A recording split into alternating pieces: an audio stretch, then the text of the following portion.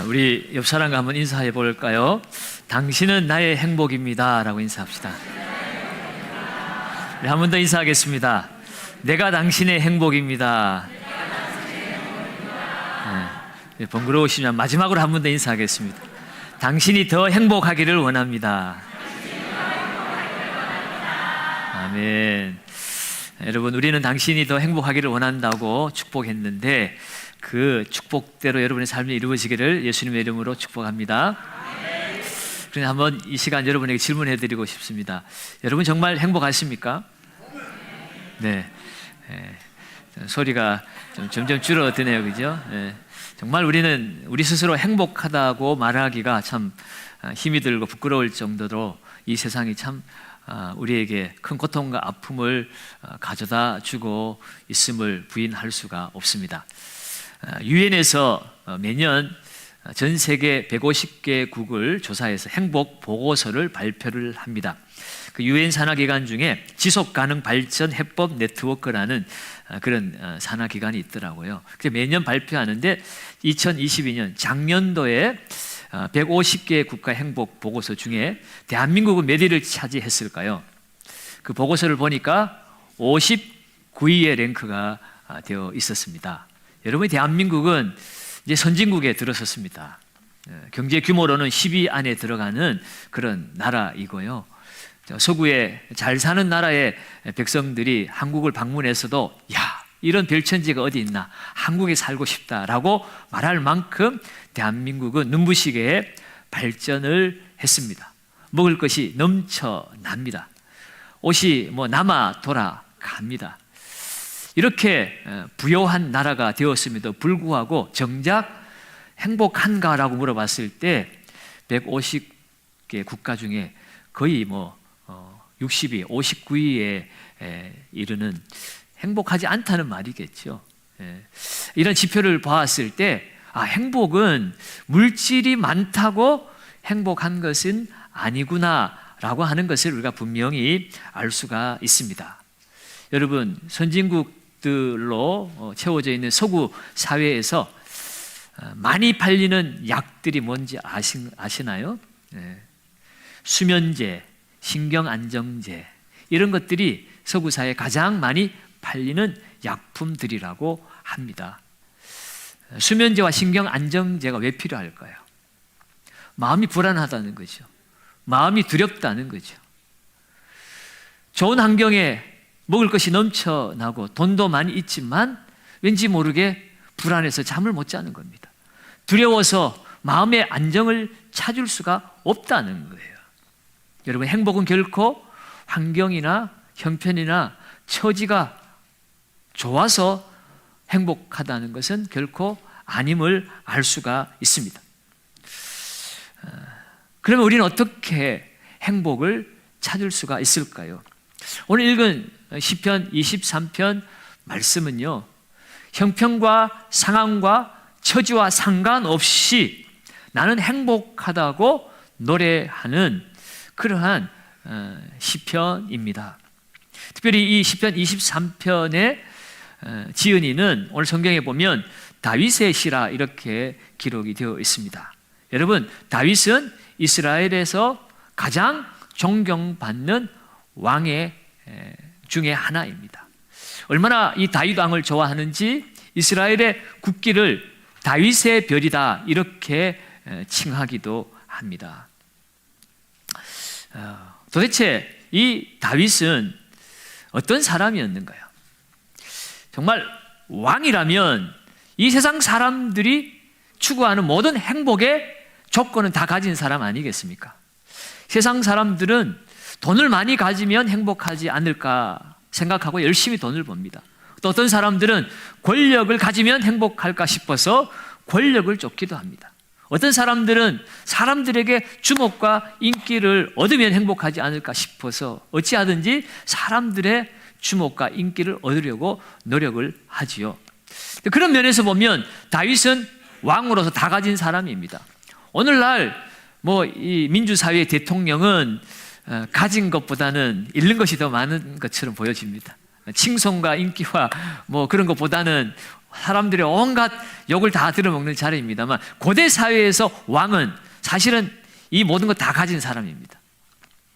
권세도 있고요, 돈도 있고요, 원하면 여자도 아니면 보물도, 그 절대 권력을 가지고 다 뺏어다가 내 것으로 삼을 수 있는 부족함이 없는 그런 사람이죠.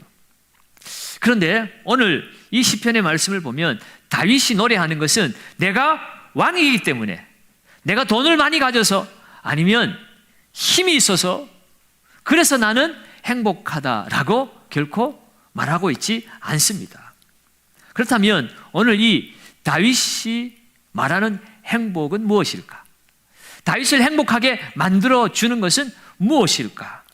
오늘 본문의 다윗의 고백을 통해서 함께 우리가 찾아야 될 행복을 찾을 수 있기를 바랍니다.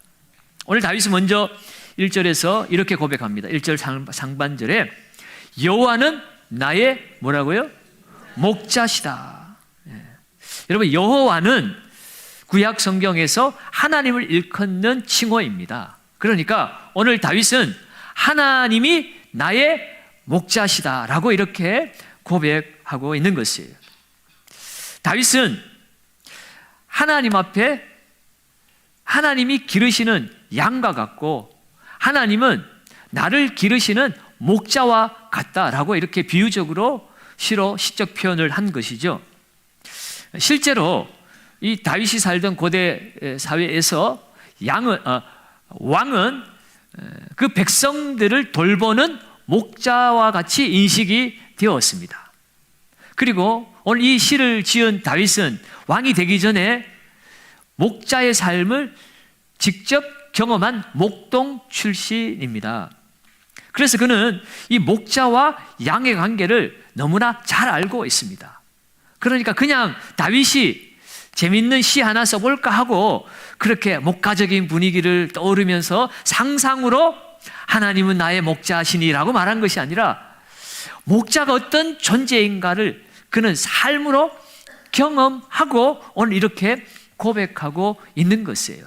비록 자신은 이스라엘의 왕으로 지금 살아가고 있지만 여호와가 목자라고 하는 것은, 하나님이 목자라고 하는 것은 내가 왕이 아니라 나의 목자, 나의 왕은 하나님이십니다 라고 하는 그런 고백을 담고 있는 것입니다. 그렇다면 오늘 하나님을 목자로 삼는 사람에게 주어지는 행복, 하나님이 목자가 되면 그 양은 어떤 삶을 누리게 되는가? 오늘 세 가지로 함께 살펴보려고 그래요. 첫째는 부족함 없는 삶을 살게 됩니다.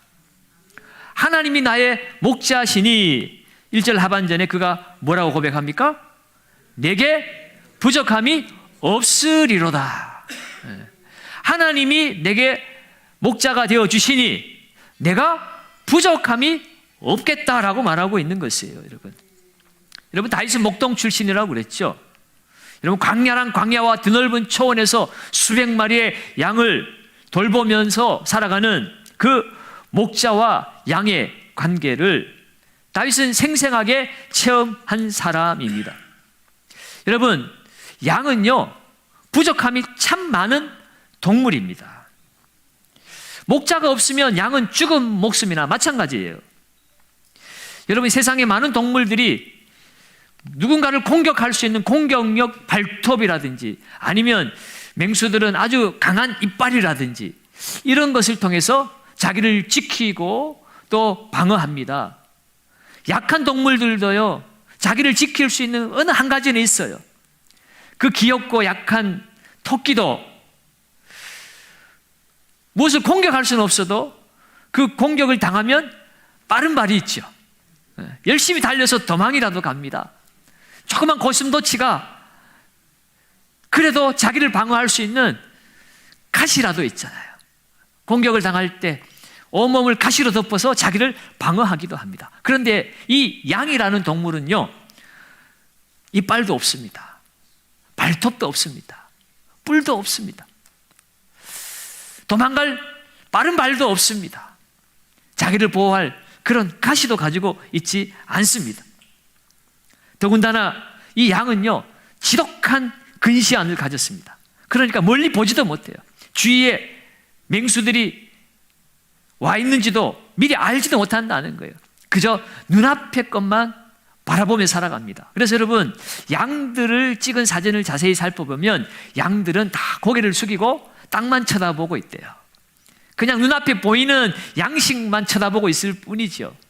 그만큼 이 양들은 약한 존재입니다. 자기를 지킬 만한 것이 없으면 머리라도 똑똑하면 되는데, 양들은요, 안타깝게도 머리도 나쁘대요. 어리석다고 하는 것입니다. 그래서 길을 잃어버리면 도저히 자기 집으로, 우리로 찾아올 수가 없답니다. 그래서 목자가 나아가서 그 양들을 구해와야만 하지, 안 그러면 다 길을 잃고 죽어버리는 것이에요. 어리석기도 얼마나 어리석은지 양들은 떼를 지어 무리지어 다니잖아요. 앞에 양이 낭떠러지도 모르고 달려가면 뒤따라가는 양들은 그냥 무턱대고 따라가다가 같이 낭떠러지에 떨어져 죽을 만큼 그렇게 어리석은 양들입니다. 그런 양들에게 있어서 목자는 절대적인 존재입니다. 다윗은 그것을 잘 알고 있는 목동 출신이에요. 그래서 다윗은 지금 고백하고 있는 것입니다. 내가 왕이지만 나는 부족한 양과 같은 사람이라는 것이에요. 여러분, 오늘 우리도 이 어리석은 양들처럼 얼마나 부족함이 많은 사람들입니까?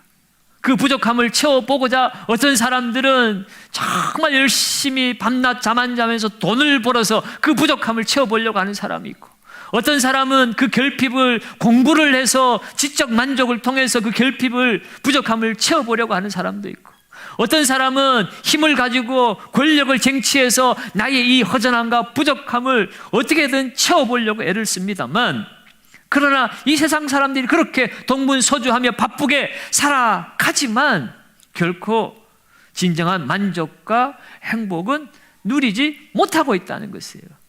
그것이 바로 오늘 현대사회에 잠 못 이루고 우울증에 걸리고 그렇게 정신 안정제를 먹어야만 살 수 있는 이 사회가 대변해주고 있는 것입니다.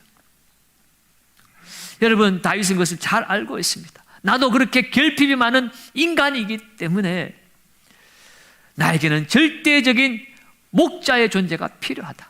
나는 이렇게 양과 같이 결핍이 많은 어리석은 존재이지만, 그러나 하나님이 나의 목자시니 내게 부족함이 없으리로다라는 것이에요. 나는 어리석지만, 그래서 갈 바를 알지 못하지만 하나님이 지혜로우시고 하나님이 전지전능하시기에 나의 가는 길을 인도해 주시기 때문에 부족함이 없다는 거예요.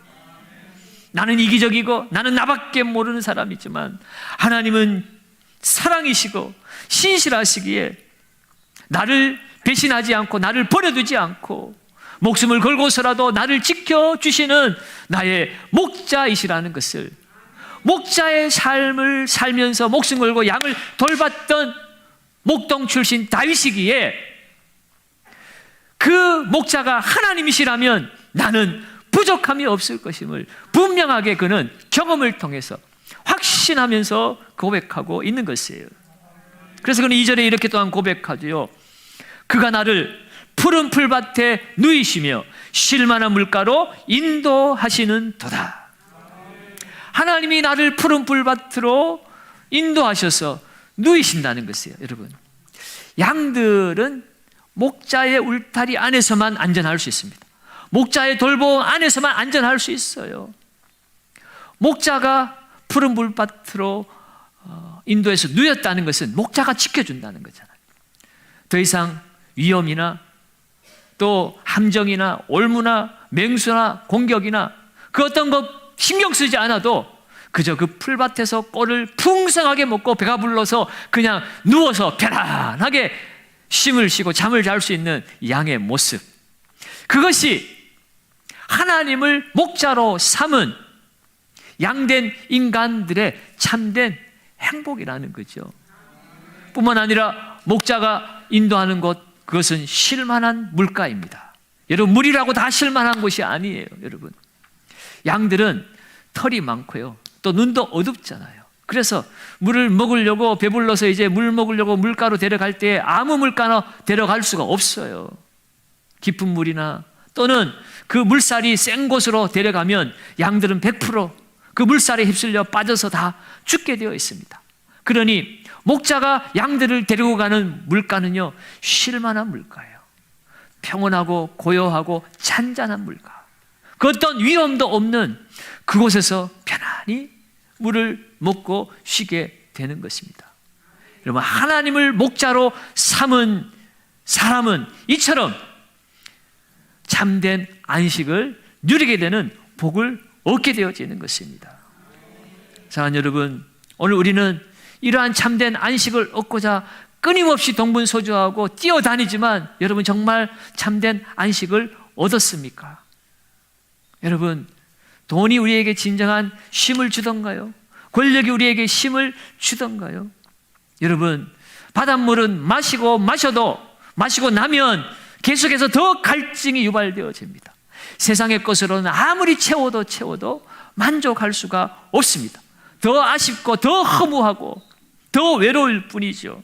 여러분, 오늘날 매스컴을 장식하는 부잣집 아들의 마약을 먹고 이상한 짓거리하고, 권력자의 아들이 마약을 먹고, 유명한 연예인들이 마약에서 벗어나지 못하는 일들이 여러분 계속 매스컴을 통해서 발표되지 않습니까? 더 이상 대한민국은 마약 청정국이 아니라지요. 우리의 젊은 아이들까지도 인터넷을 통해서 마약을 구입하고 그 마약에 취해서 살아가고 있다는 것이에요. 왜 그럴까요? 정말 참된 안식을 누릴 수 없기 때문에,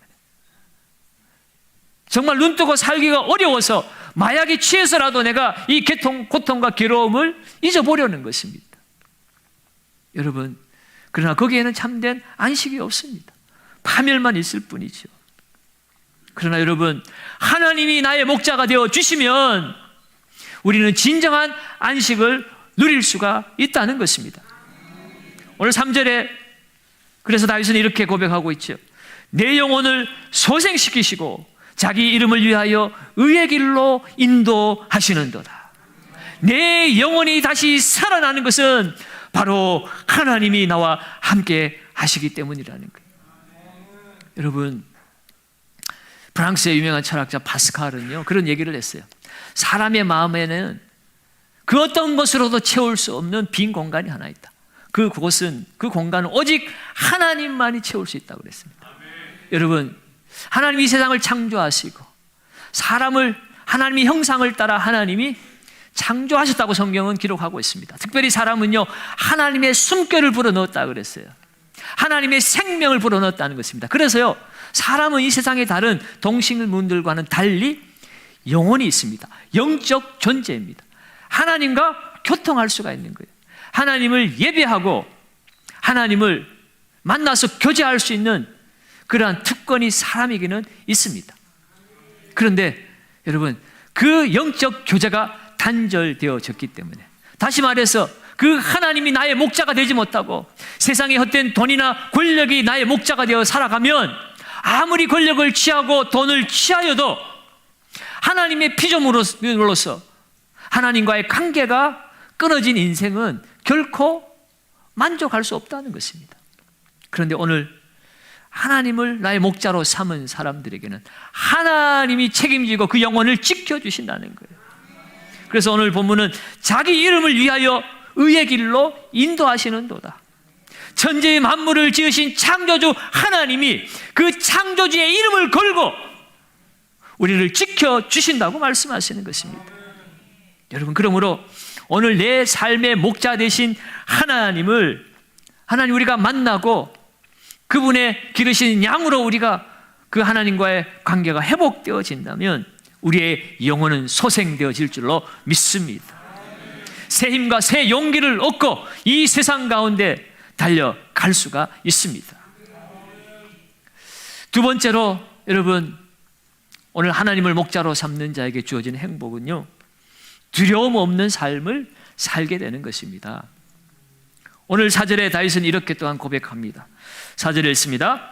내가 사망의 음침한 골짜기로 다닐지라도.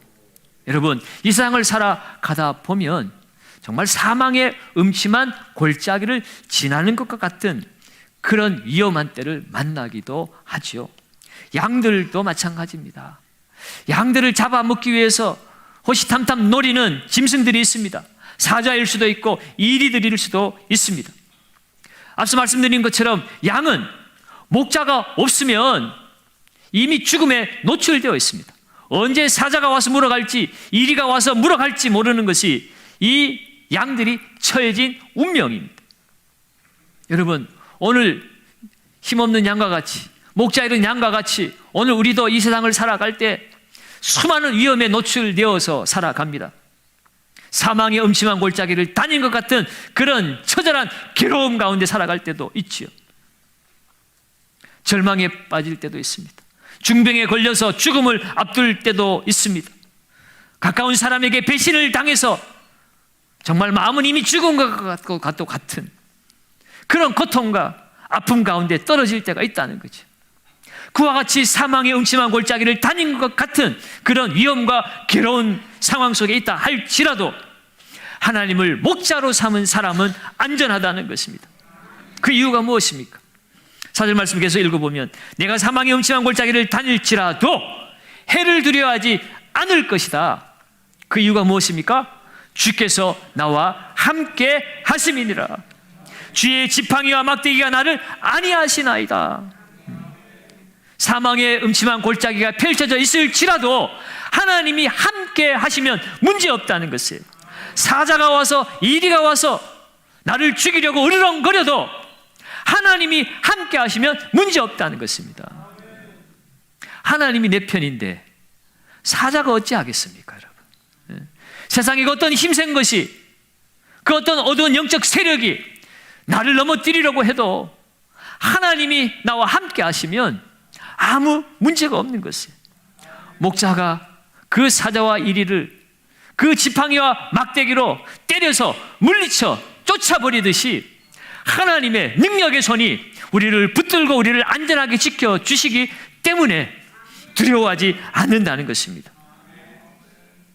여러분, 오늘 우리가 이 땅을 살아가다가 정말 도저히 건널 수 없는 강과 골짜기를 만나서 잠 못 이루는 밤을 지난다 할지라도 여러분, 목자가 그 양을 들쳐 업고서라도 그 깊은 계곡을 건너가서 안전하게 내려놓듯이 하나님은 우리를 품에 안으시고 우리를 안전하게 그 사망의 음침한 골짜기를 건너가게 해 주실 줄로 믿습니다. 여러분, 이스라엘 백성들이 출애굽했을 때 뒤에는 애국 군대가 쫓아오고 앞에는 홍해가 막혀 있었을지만 여러분, 그때 그들은 하나님을 향하여 부르짖을 때 목자 되신 하나님께서 바다를 가르고 그 골짜기에 길을 내셔서 그들이 그 홍해를 건넜습니다. 여러분, 성도에게 여러분 고난이 피해가지는 않습니다. 고난이 찾아옵니다. 그러나 나와 함께 하시는 하나님이 그 고난의 강을 건너가게 해 주실 줄로 믿습니다. 풍랑이 일어도 주님이 함께 하시면 그 풍랑의 바람을 타고 오히려 하늘을 날아오르고 그 풍랑을 뛰어넘을 수가 있는 것입니다. 그것이 바로 하나님을 목자로 삼은 사람의 행복입니다. 다윗은 그것을 삶을 통해서 경험한 사람입니다. 그래서 지금도 그리고 앞으로도 계속해서 하나님이 나를 지켜줄 것에 대한 확신을 가지고 고백하고 있는 거죠. 여러분, 오늘 이 말씀을 통해서 우리가 깨닫게 되는 세 번째, 하나님을 목자로 삼는 사람의 행복이 있다면 그것은 승리하는 삶을 살게 되는 것입니다. 여러분, 하나님이 함께 하시면 그 인생은 승리할 수밖에 없어요. 여러분, 다윗의 그 생애를 살펴보면 여러분, 그가 왕이 되기 전에 그가 이 세상의 전면으로 나온 계기가 있었습니다. 그것은 그 이스라엘을 침공한 블레셋 군대와 싸움을 할 때 다윗이 그 전쟁터에 아버지 심부름 나아갔다가 그가 그 전쟁에 나서게 되지요. 그것을 우리는 골리앗과 다윗의 싸움이라는 그러한 이야기를, 우리가 교회에 다니지 않는 분들도 다윗과 골리앗의 싸움이라는 이야기는 다 듣고 있습니다. 도저히 상대가 안 되는 싸움, 그것을 일컬어 우리는 다윗과 골리앗의 싸움이라고 얘기합니다. 블레셋의 장수는 골리앗이었습니다. 이 사람은 거인이었습니다. 큰 칼과 창을 가진 사람이었어요. 그 골리앗이 들어와서 이스라엘 군대가 누구도 꼼짝 못하고 숨어 있을 때 다윗이 나아가서, 그는 군인도 아니었지만 여전히 키도 작고 힘도 없는 칼과 창을 다룰 수도 없는 그런 소년이었지만 그는 전쟁은 하나님께 속한 것이라는 믿음의 고백을 하면서 그는 양을 지킬 때에 그가 썼던 그런 물맷돌을 가지고 나아가서 말도 안 되는 전쟁의 승리를 경험했습니다. 그때부터 다윗이 이스라엘의 구원자로 주목을 받기 시작하고 세상에 나오게 되었지요. 다윗은 그때 그 하나님이 함께 하셨던 승리를 그는 기억하고 있습니다. 그 하나님의 승리가 그때만이 아니라 지금도 하나님의 승리는 여전할 것이고 앞으로도 하나님이 나의 목자하시니 그 하나님과 함께 나는 승리할 것임을 그는 확신하며 고백하고 있는 것이에요. 여러분, 오늘 이 시편 23편의 배경을 말씀드리면 다수의 성경학자들은 이 시편 23편이 쓰여질 그 시기가 그 아들 압살롬이 반역을 하고 난 이후에 그가 왕궁을 버리고 도망을 하던 중에 기록한 시편이라고 그렇게 이야기를 하고 있습니다. 지금 다윗은 반란을 피해서 저 생사의 갈림길에서 광야에서 지금 하나님 앞에 이런 고백을 하고 있는 것이에요. 그래서 오늘 5절에 보면 다윗은 이런 고백을 합니다. 같이 읽습니다. 주께서 내 원수의 목전에서 내게 상을 차려 주시고 기름으로 내 머리에 부으셨으니 내 잔이 넘치나이다. 아멘.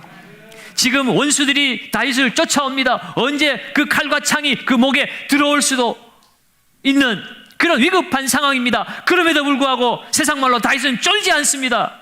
두려워하지 않습니다. 패배를 예상하지 않습니다. 비록 내가 도망가는 입장이고 그 원수에게 쫓기는 입장이지만 그러나 하나님이 나의 목자이시기에 골리앗을 무너뜨렸을 때처럼 오늘 이 순간에도 하나님은 반드시 그 원수의 목전에서 내게 승리의 잔치상을 차려 주실 것이다 라고 말하는 거예요. 그리고 기름을 내 머리에 부으셨으니 내 잔이 넘치나이다 그랬는데, 여러분 이 성경에서 구약에서 기름 붓는 것은요 의식입니다. 예식입니다. 왕이나 선지자나 제사장을 세울 때는 하나님이 제사장을 통해서 기름을 부어서 하나님이 세우신 종이라는 것을 나타나게 하셨습니다. 다윗도 왕이 될 때 그가 왕이 되고 싶다고 사람을 모으거나 구테타를 일으키거나 힘으로 스스로 왕을 빼앗아 온 것이 아니에요. 목동이었던 다윗을 하나님이 선택하셨습니다. 그리고 사무엘을 통해서 하나님이 기름 부어서 그를 왕으로 세우셨습니다. 다윗은 그것을 지금 이야기하고 있는 것이에요. 하나님이 나에게 이 왕의 직분을 주신 것이다.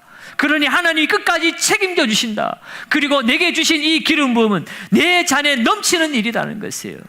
지금까지도 내 잔에 넘치도록 하나님이 채워주셨고 인도해 주셨고 이끌어 주셨기에 지금 현재도 그럴 뿐이거니와 앞으로도 계속해서 평생 하나님이 내 인생을 책임져 주실 것이다. 미래에 대한 분명한 승리 그리고 확신을 가지고 있는 것입니다. 그래서 6절에서는 오늘 다윗은 이렇게까지 고백합니다. 6절도 우리 같이 한번 읽습니다. 내 평생에 내가 여호와의 집에 영원히 살리로다. 내 평생에 고난받는 지금뿐만 아니라 과거에도 지금도 앞으로도 내 평생에 하나님의 선하심, 하나님의 인자하심, 이 선하심은 히브리 말로 토브라고 하는 것인데 하나님이 우리를 지으시고 좋았다라고 했을 때 그 토브를 말하는 것이에요.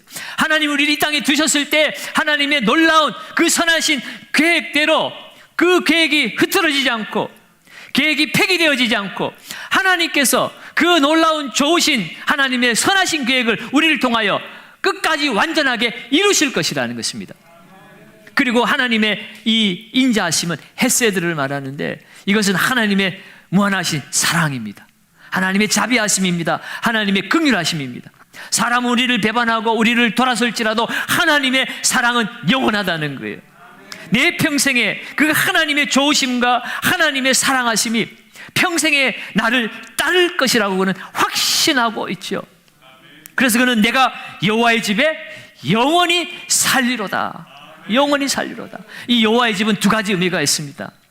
그리고 작게는 좁은 의미로는요 하나님의 성전이 있는 예루살렘을 말하는 것이고 크게는 또 멀리는 우리가 들어가야 될 영원한 하나님의 나라 천국을 말하는 것이에요.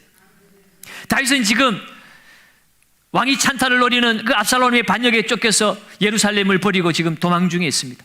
그렇지만 하나님의 그 인자와 하나님의 선하신 그 계획이 나를 통하여 완벽하게 이루실 것이기 때문에 내가 여호와의 집에 다시 살게 될 것이라는 거예요.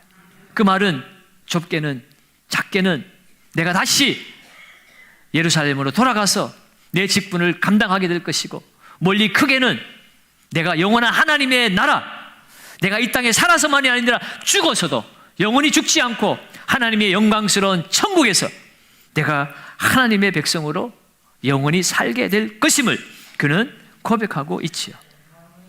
여러분, 저와 여러분들은 이러한 확신이 있습니까? 여러분, 단테의 신곡이라는 책에 보면 지옥 그 문 앞에 꼭대기에 이런 글귀가 쓰여 있대요.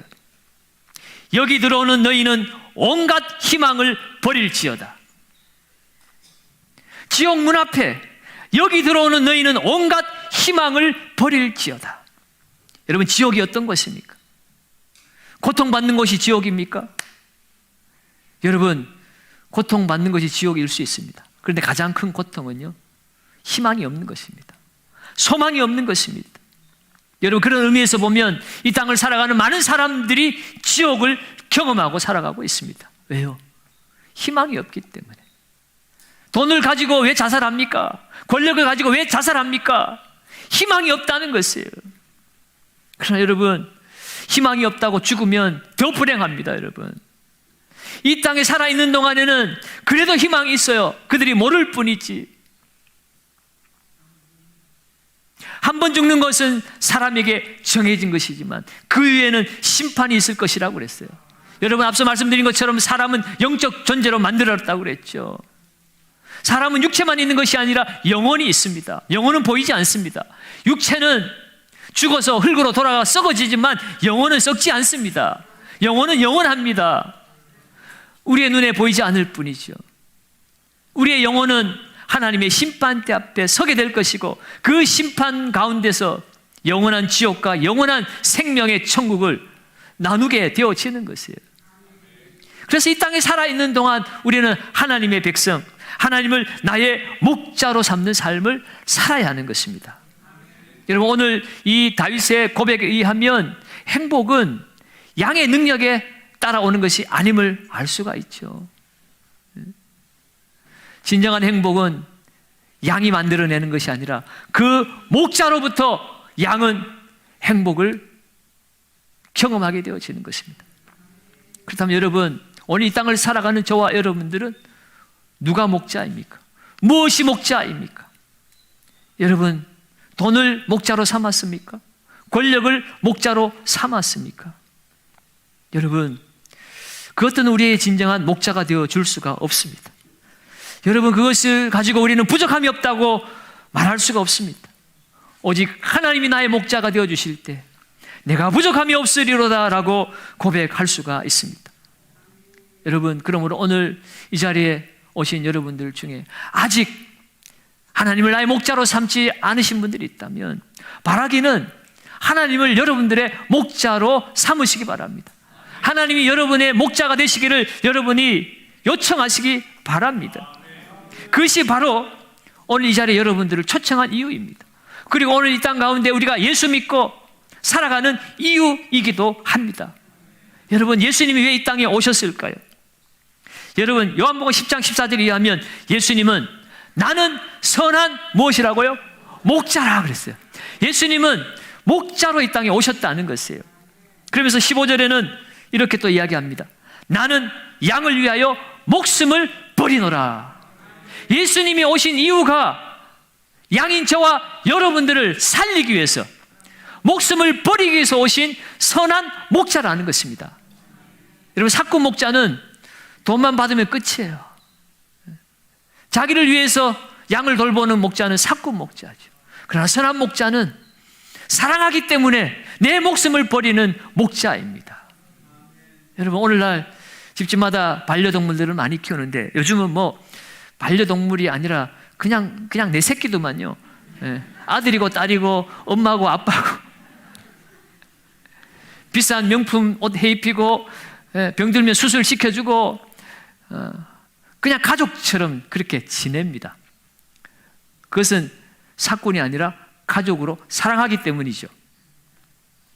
여러분, 오직 하나님은, 예수 그리스도는 하나님이심에도 불구하고 오늘 이 땅에 오신 이유가 나를 너무나 사랑하셔서, 하나님 형상으로 지은 이 피조물들이 하나님을 떠나서 영원한 지옥 불구덩이에서 고통당하는 것이 너무나 마음 아파서 선한 목자가 길을 잃어버리고 죽어가는 양을 구해서 들쳐업고 실만한 물가 푸른 초장 가운데 누이는 것처럼 선한 목자이신 예수님이 양들인 우리를 살리시기 위해서 자기 목숨을 버리시기 위해 이 땅에 오셨다는 거예요. 왜 버려야 할까요? 여러분, 죄의 삭은 사망이라고 그랬습니다. 여러분, 우리가 죽는 것은 죄 때문이라는 것이에요. 죄 문제를 해결해야만 우리가 살 수 있기 때문에 예수님이 죽으셔야 되는 것입니다.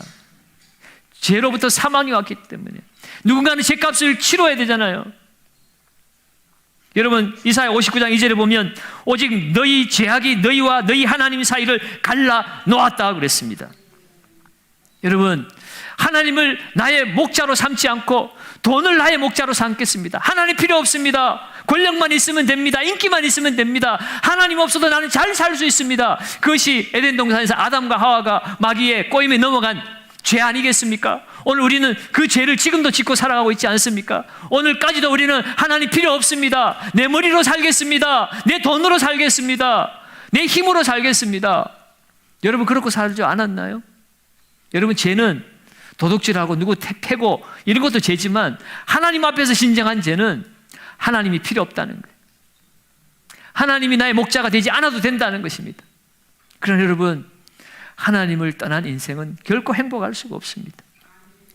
그래서 하나님은 우리를 구하시기 위해서 하나님 아들이 이 땅에 보낸 거예요. 왜요? 모든 사람이 죄를 범하였으면 하나님 영광에 이르지 못하다니. 우리는 모두가 다 죄인이기 때문에 사람이 사람을 구원해 줄 수가 없습니다. 그러나 그 죄의 삭소로 찾아온 사망은 누군가는 그 죄값을 치러야 되는데, 그래서 하나님께서 우리를 구하시기 위해서 죄 없으신 하나님의 아들을 사람이 되게 하셔서 우리의 죄값을 십자가에서 치르게 하시기 위해서 이 땅에 오신 분이 바로 예수 그리스도라고 하는 것이에요. 여러분, 그 예수 그리스도를 나의 목자로 만나야만이 우리는 행복할 수 있습니다. 여러분, 오늘 이 땅에 돈이 없어서 정신적인 문제를 앓고 있는 것 아니지 않습니까? 여러분, 많이 배운 의사가 얼마나 많습니까? 얼마나 의료 장비가 발달해 있습니까? 그런데도 병을 고치지 못해요. 밤새도록 즐기고 부어라 마셔라 하는데도 왜 마음이 여전히 허전합니까? 왜 안식을 찾지 못합니까? 자녀들에게 좋은 학교 보내고 좋은 학원 보내고 박사학위까지 받게 하는데도 왜 우리의 다음 세대는 이전보다 더 불안해하고 더 고통스러워하고 이 세상은 바뀌지 않는 것일까요? 사람들이 배우지 못해서가 아니라는 겁니다. 목자이신 하나님을 떠났기 때문이에요. 그 하나님을 우리는 만나야 하는 것입니다. 죄 문제를 해결해야만 하나님을 만날 수 있는데 그 죄 문제는 바로 예수 그리스도가 해결해 주셨습니다. 그래서 여러분, 우리는 목자 되신 예수님을 나의 주, 나의 하나님으로 모셔드려야 합니다. 그래야지만 진정한 행복을 누릴 수가 있습니다. 이 다윗이요, 시편 32편도 이 다윗이 기록을 했는데 이 시편 32편 1절에 보면 다윗이 행복을 이렇게 표현합니다. 허물의 사함을 얻고 그 죄의 가리움을 받은 자가 복이 있도다. 허물의 사함을 얻고 죄의 가리움을 받은 자가 복이 있다는 것이에요. 죄 사함을 받았으니 하나님을 만날 수 있고 하나님을 나의 목자로 삼을 수 있고 하나님 안에 있는 참된 쉼을 누릴 수가 있기 때문에 그런 것입니다. 여러분, 성경을 단 한 구절로 요약한 것이 요한복음 3장 16절인데요. 우리 같이 한번 읽어보겠습니다. 요한복음 3장 16절입니다.